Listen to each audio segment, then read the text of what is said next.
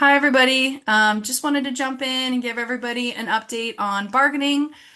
We put a post out last week that talked about how we did finish bargaining for both local table and central table. So we're able to get the contract out for a vote this week. We had a long 6 months both at both tables. It was a bit of a roller coaster. But we wanted to jump on, kind of give a little bit of context to some of the local table proposals. I'm just gonna hit on some of the highlights today, otherwise the video will be super long. But when this video goes out, we will also post a more detailed summary that talks about every article that has any kind of edits to it. That summary will also be included in your ratification ballots, and there will also be one for central table. So just a reminder for folks, central table is where we bargain all of the, statewide economics, anything that impacts folks across the board, health insurance, retirement, things like that. Then your local table looks at your individual working conditions. So then when you vote on your contract, when you do the ratification vote, it's for it in total. It's both of those tables combined.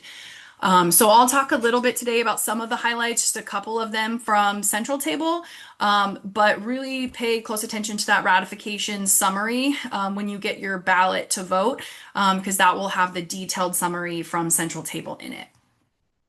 Okay, so let's jump in. So first off, I'll note for Central Table, obviously we're in a little bit of a tight kind of financial climate. It was really up and down on where things were going to be. There are certain parts in bargaining we were like, are we looking at furloughs? Is it, are we getting really great COLAs? It was just kind of up and down over the course of the 6 months. But all in all, we're pretty happy with where we ended up. So traditionally, we land somewhere around like 2 to 3% COLAs. Obviously, last bargaining cycle was a little bit different. We were playing some catch up with cost of living after the pandemic. And so this bargaining cycle, we were able to get a 2.5% COLA for December of this year. Your last COLA was in January, so it's 11 months later. And then we got a 3.45% COLA for December of 2026. And I think the big thing out of central table bargaining, though, is that we were able to secure an add step. So there will be another step added to the top of the salary ranges. This step will be coming in 2027. It'll be March of 2027. It'll be through least cost implementation. The reason why it got pushed to 2027 is because that's how we were able to afford it in the budget. When they do the budget for state government, they do it on a biennium basis. And so by pushing it towards the end of the biennium, it dramatically saved the amount of money it was going to cost for the biennium. So that's why it's pushed out a little bit. But generally, on average, we get an add step with the state about every 12 years, and we had one 6 years ago. So we negotiated it in half the time. You'll get it in 8 years, so you're still getting it substantially earlier than normal. There's also status quo on health insurance and retirement, so no changes to that, no reductions. A couple of other highlights is that we also increased the inclement weather hazardous conditions pay to $4 an hour. So that's when you have to go in and work when there's closures for weather and things like that. And then there's also an increase in bereavement leave by 8 hours, a biennium in the event of a coworker passing away. And then there's some strengthening in the bereavement language also around qualifiers. So there's a bunch of other stuff from Central Table. It'll all be in that bargaining summary. But otherwise, I'm going to jump into some of the local table stuff because that's really those working conditions that can get a little bit more complex. So let me start by saying your bargaining team had, a really big challenge on their hands this bargaining cycle because it wasn't just coming into bargain. They started bargaining in January, February when there was a 50% reduction up on the table. Right? The legislature did end up allocating the funding. We are so happy about that for this biennium, but your bargaining team also really had to think about the future. Over the course of the last 6 months, we were able to get a lot of feedback, whether it be from the employer or legislators, really kind of showing us what arguments, folks had around trying to shut SACU down, either in part or in whole.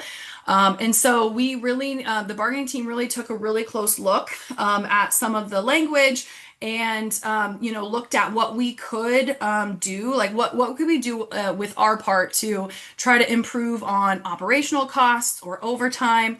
There's some stuff that we can't control that impacts that, but then there's some stuff that we can. So your bargaining team not only was looking at, what can I improve in this contract, but was also number one focused on how do we keep SACU whole? How do we prevent layoffs?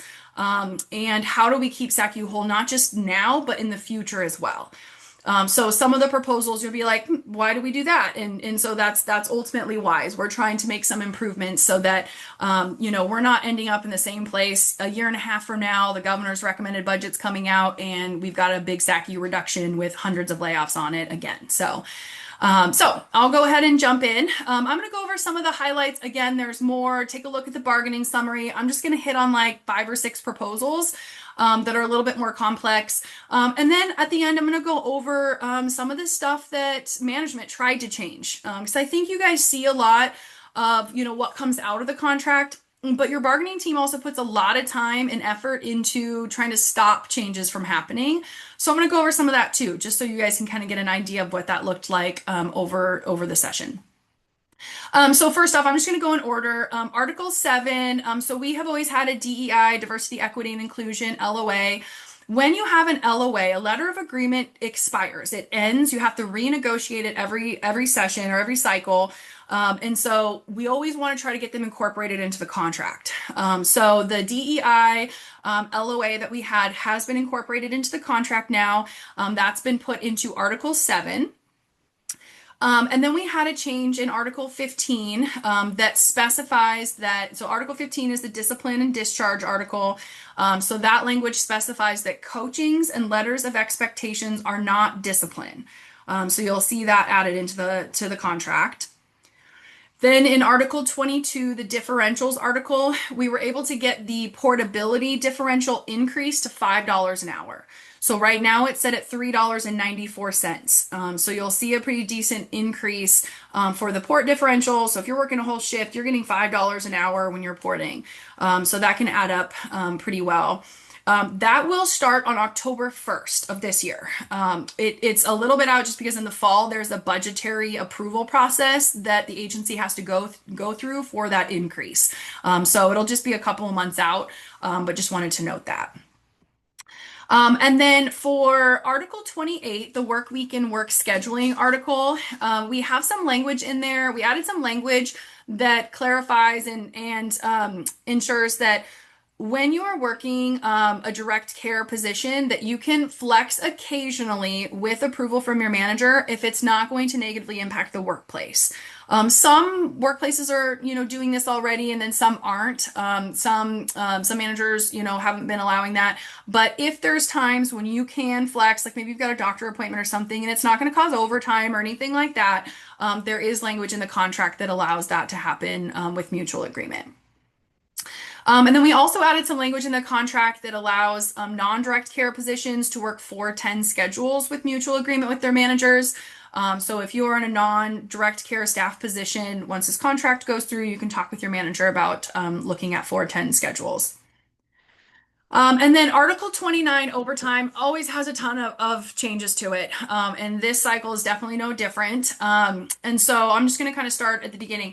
So in the section that talks about when you work past 17 hours, we had to make some changes to that article, more so for clarification. There was a lot of confusion. Every single time this happens, people are really confused. There was also an inequity because it referenced regularly scheduled hours, but people work different shifts.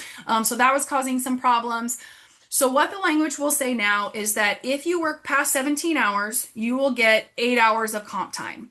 And then you will get 8 hours of comp time for each shift that you work past 17 hours. So for example, if you work 17 and a half hours, you're going to get 8 hours of comp time.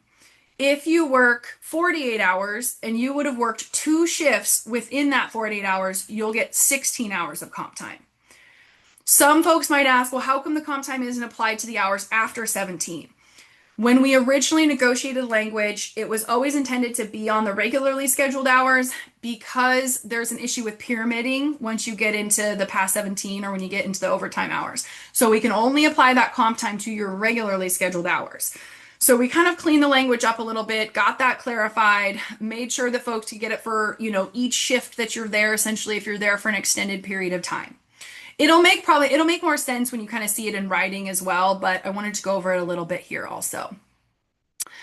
And then we also did some changes to the voluntary overtime. So with voluntary overtime, we got a lot of feedback about this in our bargaining survey that some of the processes at SACU are just really long, right? And this also goes to that whole, that there's so much operational cost because some of the steps are so long. And so some folks just really gave a lot of feedback that they want to see it more simplified. So when it comes to voluntary overtime, that's been changed to just be in-house and out of house. So that's really simplified the process. It'll take a little bit of adjustment, but that's what you'll see in the language, that voluntary overtime is just in-house and out of house. And then the comp time language is also in this article. I'm going to be a little bit cautious about how I talk about this in this video, just because we know these videos get leaked out. So if you want more information about this, just give a bargaining team member a call or come to the drop-in hours and we'll give some more context. I'm just going to be a little cautious just because we've got a lot going on and we expect some more legal processes to play out on this. But basically the comp time language that you guys had said that management could change, it could decide to take away comp time as an option for any reason. And that's not really normal language. It is normal for there to be language in all the state contracts about taking away comp time as an option if there's a financial reason, if there's a budgetary issue, right? So like a few months ago, you guys were in a pretty bad budgetary spot, expecting a 50% reduction in the budget. So that might have been a time when that language would have applied. But having language that allowed them to make that determination any point they wanted was not normal. So we were able to successfully get that language changed to the more normal language that says that they can only do it during budgetary or for budgetary reasons. So I'll just wrap up by saying, again, because I don't want to get into in depth here on the video, that we are very happy with the language change. We expect that's going to really help us here in the near future. And I'll just also note for the record that you guys do not currently have any budgetary issues. You are fully funded. So again, if you want more information on that language, just call one of the bargaining team members and they'll go over with you in more detail. Okay, so then in Article 33, we have a change in Article 33, which is the scheduling accrued time off article that might be challenging for a few folks. Most folks are already following the language this way already. Most houses are. I think there's a couple of houses that may not be. But really what we did here was get the language cleaned up to the way that it was always supposed to be. There was, for lack of a better way of saying it, a little bit of a loophole in the language that was never intended to be there. So for scheduling time off or predetermined, time off requests will need to be in full shift increments, and it can't be used to kind of create an alternate schedule. So I'll just be straight up, you guys, to say that this language, I think we got a lot of feedback about this in our bargaining survey, because what happens sometimes, and again, most houses are not doing this, but there are a few. What will happen though is people will put in for their predetermined time off and they'll put in for like an hour off at the end of every shift or multiple times a week. And then it leads them to not getting mandated. And then the same folks are getting mandated over and over again.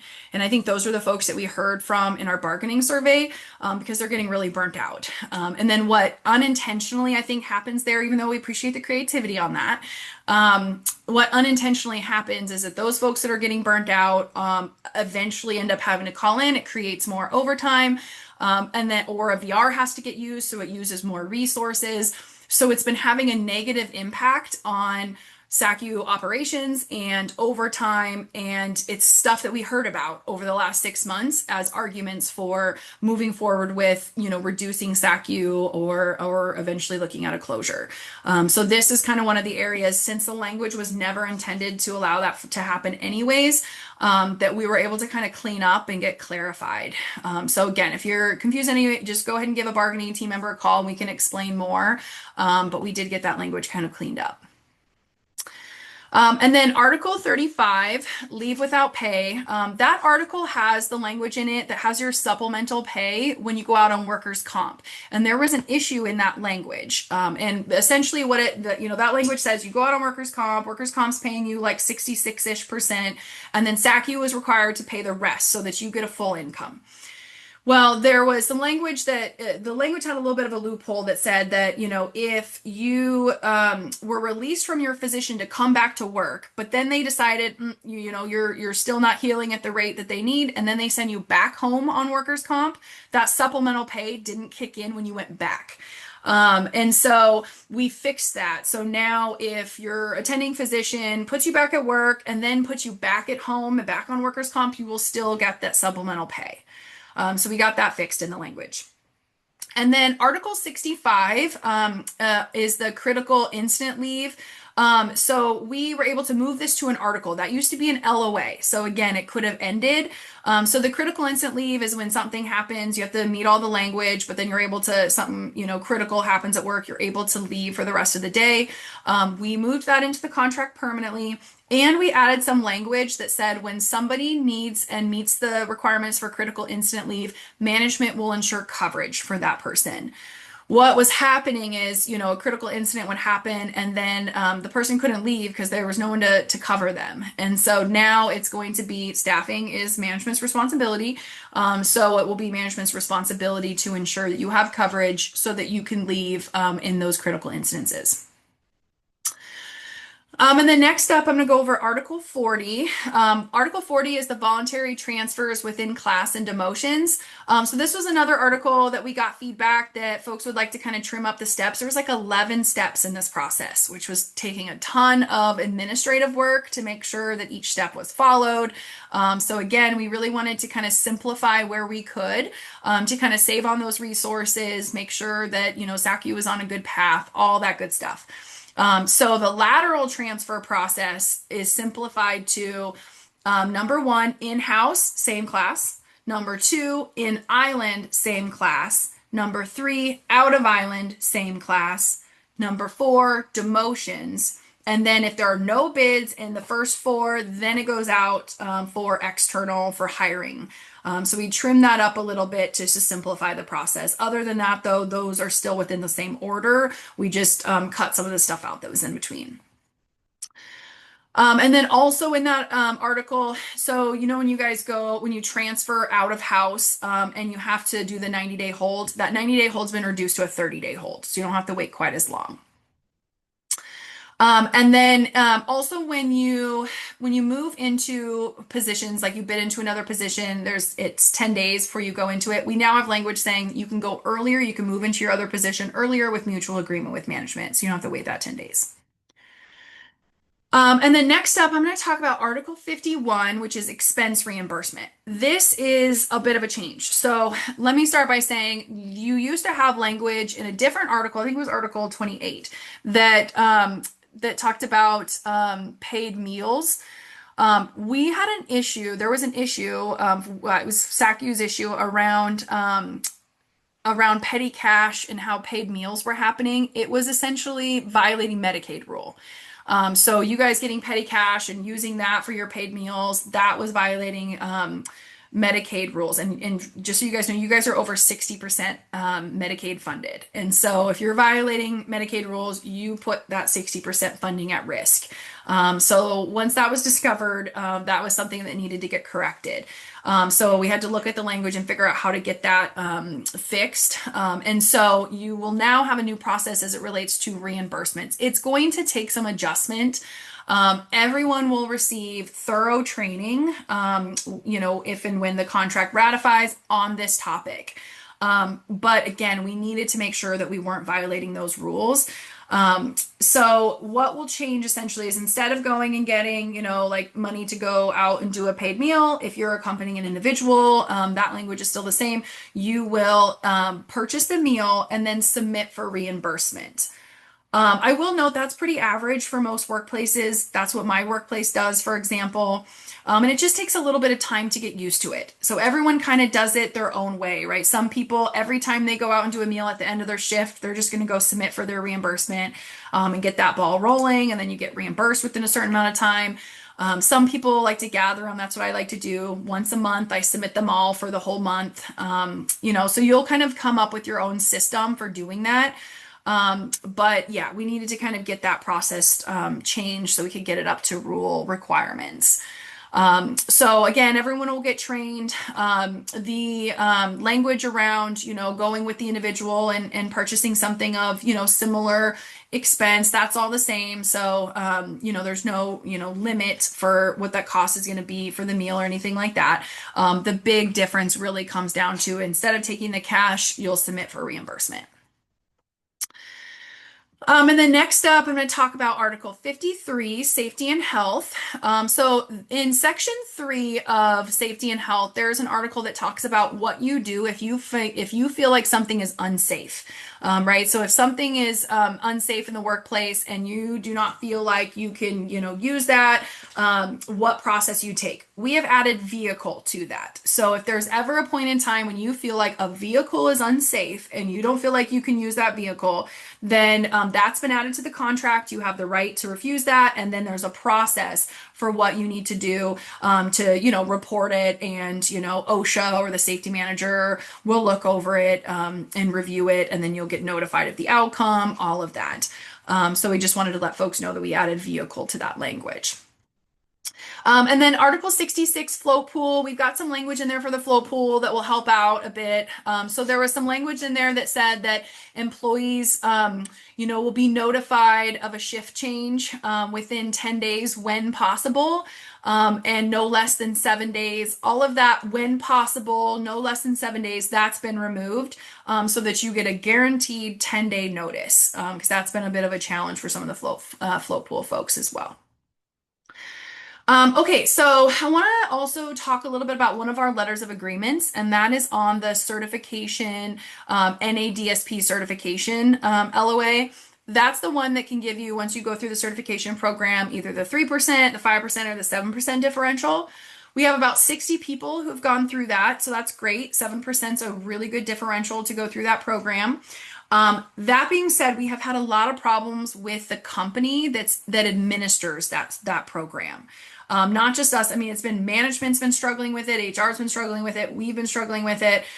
Basically, there's been multiple times where they've refused to give some of you the certifications after you've gone through the whole program. And so we all have been kind of thinking it's time to look at a new certification program that doesn't do that.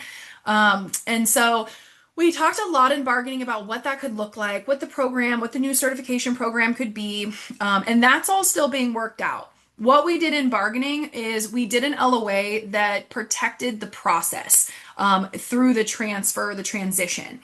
So what that means is if the program decides to select a new certification program, all of the language protections that you had for the current program, the NADSP, will transfer over.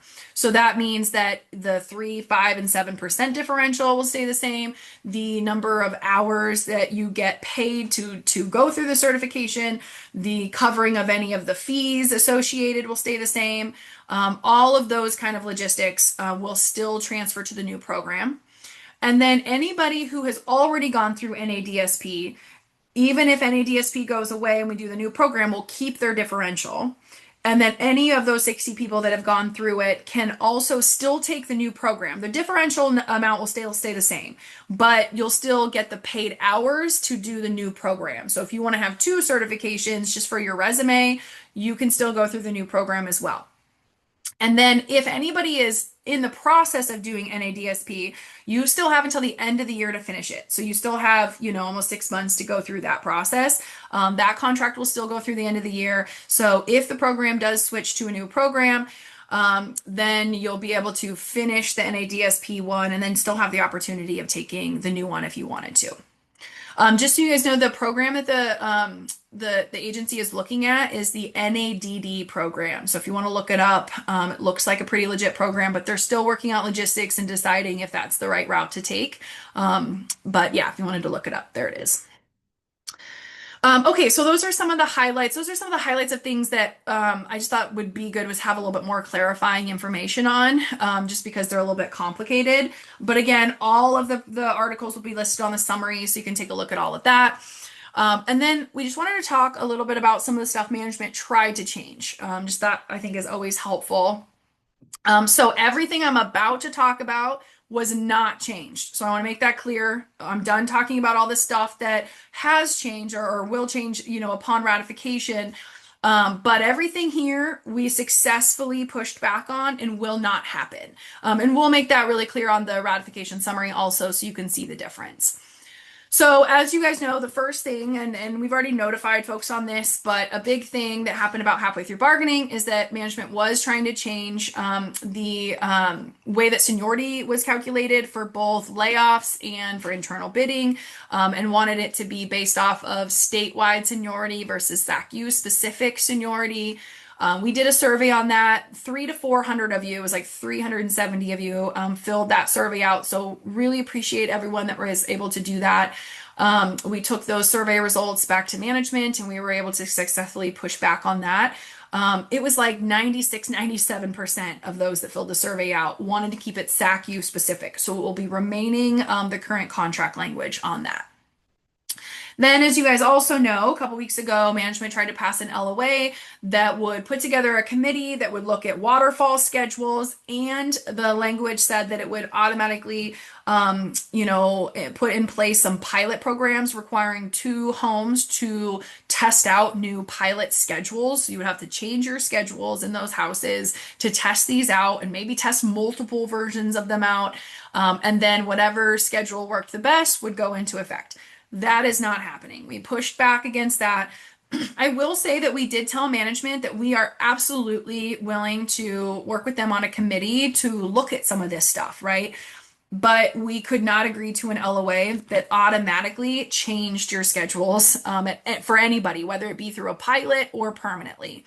That needs to be something that needs months and months of negotiations, feedback from all of you. So it's just not something we were able to agree to.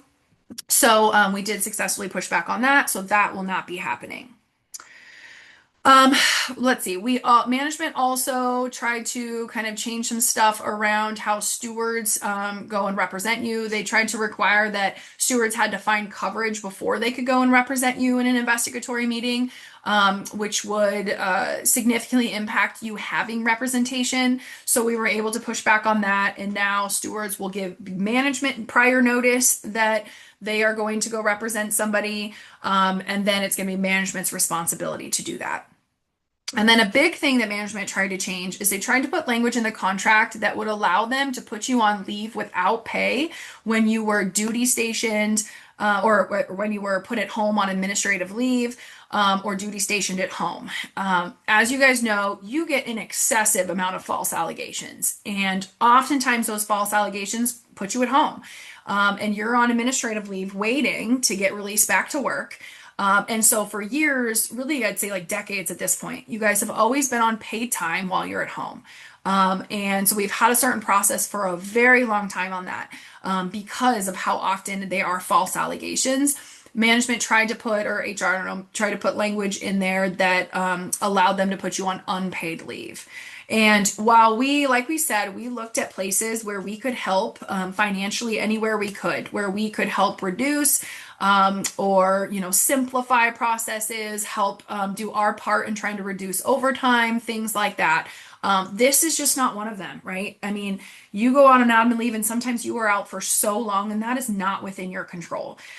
So at no point in time were we okay with you guys being on unpaid leave, not being able to pay your bills, keep food on the table, or anything like that. So we pushed back on that, so that change will not be happening. And then management also attempted to change the language that would allow them to take away the 410 scheduled for knock shift. So they essentially tried to change the language that said that knock shift may have 410 schedules instead of you will have 410 schedules, making it so that they had the choice of taking them away from knock shift. For those of you that were here 6 to 8 years ago when we negotiated the 410 schedules, it was when we transitioned from the 1320s. We spent like 2 days in negotiations on just the knock shift 10-hour shifts alone. That's how important it was for the membership. And so we sat there for 2 days. We did a big action. Hundreds of people participated in that action. We felt very strongly that there needed to be that overlap so that knock shift could have those tens. So at no point in time were we comfortable agreeing to that language. So we pushed back on that and we got that taken care of. Management also tried to remove the language in Article 42, which is the promotions article, that required them to give you notice about training opportunities. So if you wanted to like advance, if you're working on advancing and growing and you're wanting to take trainings and stuff, they didn't want to have to tell you about those trainings anymore. They did make a comment about how they felt like they were doing that somewhere else, but in the end, we were not comfortable with that language being removed because a lot of you are always wanting to advance and grow and have those opportunities. They also wanted to reduce the amount of people, of represented workers that were on interview panels. Right now, there can be 2 people on an interview panel. They wanted to reduce that down to 1. Management also wanted to put language in the contract that gave them the option of not filling vacant positions, basically giving them the choice on whether or not they post a vacant position. This is a this is a state workplace. If the agency receives taxpayer monies for positions from the legislature, they need to fill those positions. So I know there was a lot going on when we were going through the reduction. That was a little different.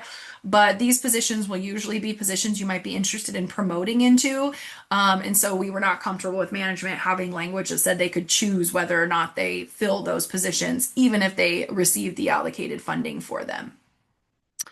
And then management also tried to remove the language in the contract, or rather extend it for coachings. Right now, coachings leave your file in 12 months. They tried to change that to 18 months and revert it to language somewhere else in the contract. But we were able to push back on that. So you will retain the language that says that coachings will be removed from the contract within 12 months. And then management also tried to require that RSSs, BVS2s, behavioral professionals that wanted to pick up overtime opportunities on the floor had to get written approval from their supervisor before they could do it, which would mean if they were picking up anything last minute and their supervisor wasn't available, they weren't going to be able to. And so we pushed back on that just because we thought it was going to have a negative impact. So now it doesn't need to be in writing. So we should be good on that language. So those are some of the highlights. I know this is a lot of changes. Your bargaining team had a lot to think about this bargaining cycle. Obviously, the number one win over the last 6 months was getting your guys' funding. 100% without a doubt, that was exactly what we needed. That was our number one goal. And we were successful at that. Now we just want to really make sure we don't end up in the same spot again. But we are happy as an overall picture. We've got some good COLAs. You guys got the ad step coming, and then a number of other changes throughout the contract. So reach out to any bargaining team members if you have any questions, or come to the drop-in hours. So what's going to happen is this is going to be posted on Monday, the 21st. And then it will have the summary for local table attached to it. We will have drop-in hours. You can come either in person or virtually on Tuesday, the 22nd. That is going to be at the Union Hall from 12 p.m. to 2 p.m. You can drop in to the Union Hall, or we'll put a link out as well in case you just want to come by video or call in. So if you have any questions, you want more details, you're confused about why a change was made, anything like that, just jump in. I will just want to note for the record, I think I've said this before, but we don't use Facebook super often. Like most of the bargaining team doesn't have Facebook. So you can post questions on there, but if you want a prompt response from a bargaining team member, just give them a call. We're going to post all their phone numbers, or you can text them too, or you can call me. And so we're going to put that on there. We did kind of split the bargaining team members up by houses just so that like Christina doesn't get all the calls, or SACU doesn't get all the calls, just because it can be a bit overwhelming, but you can still go to whoever you want. That's just a suggestion, so that we don't overwhelm any one person. But yeah, so give a bargaining team member a call or call me if you have any questions. And then after we do the drop-in hours on Tuesday, we'll put the contract out for ratification later in the week, and then we'll go from there. and we'll let folks know right away after ratification. Ratification, just so folks know, will be through Election Buddy. It's going to be electronic, so you're not going to get anything in the mail. It's going to be electronic. It will go to both your personal email and to your phone number. It'll come via a text. You will still just have one unique code for yourself. So you'll still just vote one time. But we send it to both your phone and your email just to make sure, because sometimes we don't have an updated email address or things like that. So that'll happen. And then if you don't get a ballot, well, first off, check your spam folder for your email. But if you can't find your ballot after we send them out, which is not going to be until, later in the week, then in that case, reach out to us and let us know, and we'll make sure we get it updated in the system and get you an electronic ballot. So, okay, thanks everyone. Thanks for hanging in there while we bargained for 6-7 months. It took quite some time. We were kind of split with trying to figure out all the budget stuff also, but yeah, absolutely reach out with any questions and we'll go from there. Okay, thanks everyone.